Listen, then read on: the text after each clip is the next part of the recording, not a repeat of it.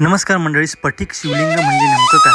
तर मी गेलो होतो आमच्या सिंधुदुर्ग जिल्ह्यातील मालवणमध्ये भारतातील सर्वात मोठे दुर्मिळ आणि वायव्यमुखी स्फटिक शिवलिंग पाहण्यासाठी.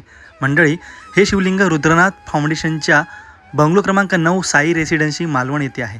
या नैसर्गिक स्फटिक शिवलिंगावर सूर्याचे किरण पडताच ते प्रज्वलित होते. असा एक वैशिष्ट्यपूर्ण क्षण अनुभवता येतो.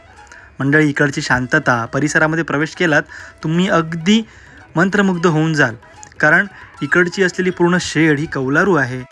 मंडळी म्हणतात श्रद्धा असावी, अंधश्रद्धा असू नये. तर यामागचं नेमकं कारण काय हे जाणून घेण्यासाठी मी रुद्रनाथ यांच्याशी भेटलो. त्यांनी मला संपूर्ण माहिती दिली.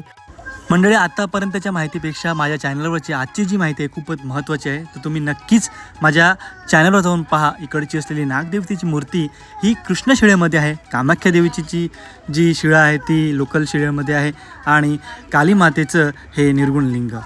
तर मंडळी, संपूर्ण व्हिडिओची लिंक मी डिस्क्रिप्शनमध्ये टाकत आहे आणि कमेंटमध्ये टाकत आहे. नक्की जाऊन पहा. आवडलं तर लाईक कमेंट करा.